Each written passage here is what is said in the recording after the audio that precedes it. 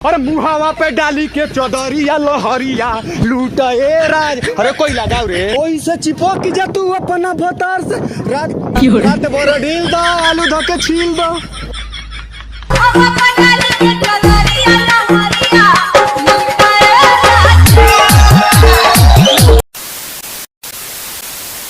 काहे तुहा लटकल बा भोर से लोला लटकल बा लोला।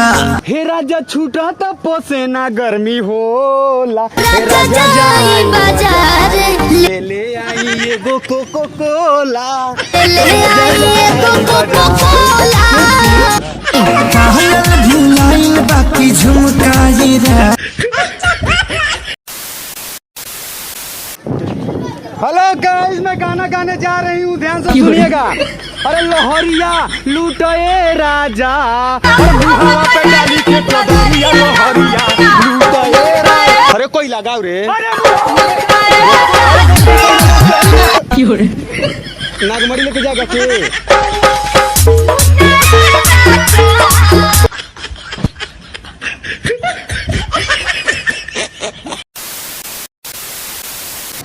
हेलो गाइस, मैं गाना गाने जा रही हूँ, ध्यान से सुनिएगा।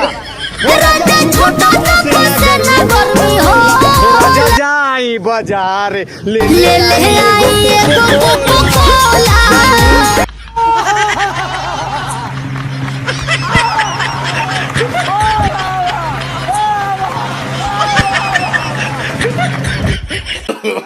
No.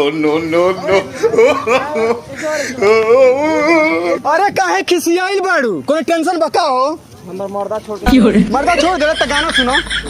अरे मुहावा पे डाली के चौधरिया